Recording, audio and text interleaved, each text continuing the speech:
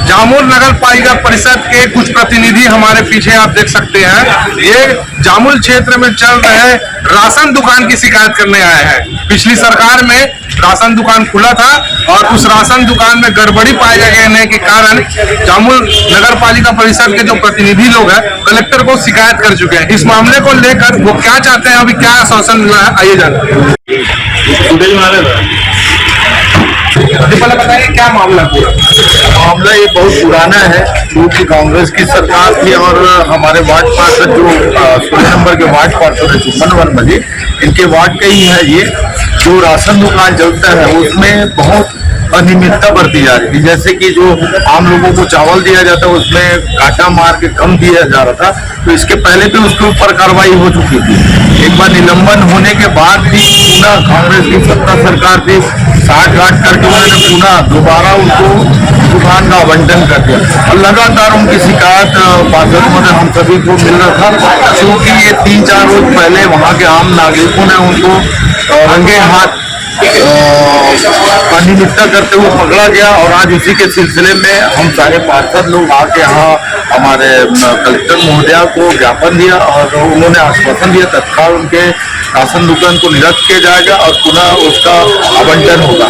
दूसरी बात ये कि हमारे जामुल नगर पालिका में जो शासकीय भूमि है जिसमें बहुत सारे लोग शासकीय आवास जो प्रधानमंत्री आवास योजना से वंचित है, उनके लिए हमने अपने नगर पालिका परिषद की PIC में लाकर की जो आबादी की जमीन है उसमें पट्टा वितरण हो, उसके लिए भी हम लोगों ने मिलजुल कर ज्ञापन दिया है ताकि हमारे जामुल के नगर के जितने भी गरीब तबके के लोग हैं, अंतिम पंक्ति के लोग हैं जो आवास से वंचित है, उनको आवास मिले। इसके लिए आज हम लोगों ने मिलजुल कर यहाँ ज्ञापन दिया है। जी बताएंगे राशन दुकान में जो गड़बड़ी, इसी बारे में आप लोग कैसा पता चला और आप लोग क्या पकड़े मौके पे?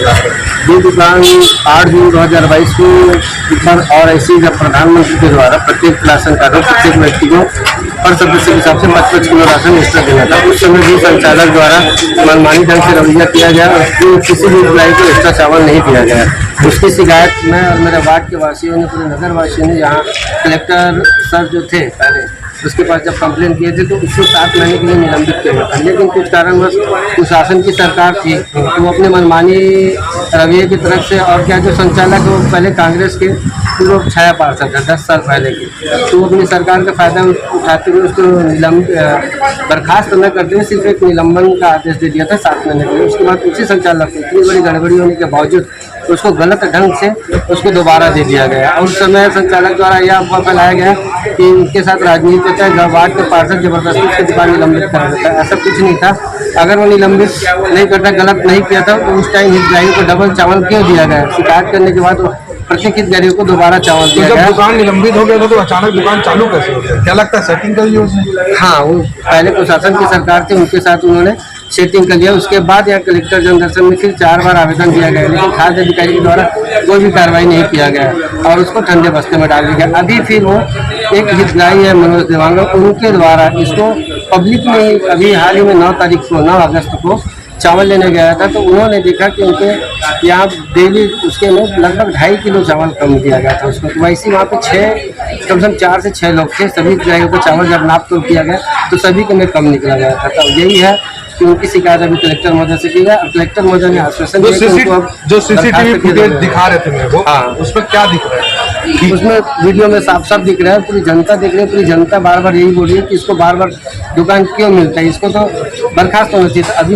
मुझे पूरा विश्वास है कि सुशासन की सरकार है, माननीय शाह जी की सरकार है, हमारे विधायक महोदय, सांसद महोदय सभी के सहयोग से अभी सभी ने आश्वासन दिया कि इस दुकान को बर्खास्त किया जाएगा, क्योंकि सभी महोदय जी ने वीडियो को एक ढंग से अच्छी तरह से देखा। वीडियो में पूरे साफ साफ दिखाई दिया कि किस तरह से लोगों को हक के चावल को काटा मारा जा रहा था, इसलिए उसको बर्खास्त करने की मांग। क्या बोलिए कलेक्टर मैडम?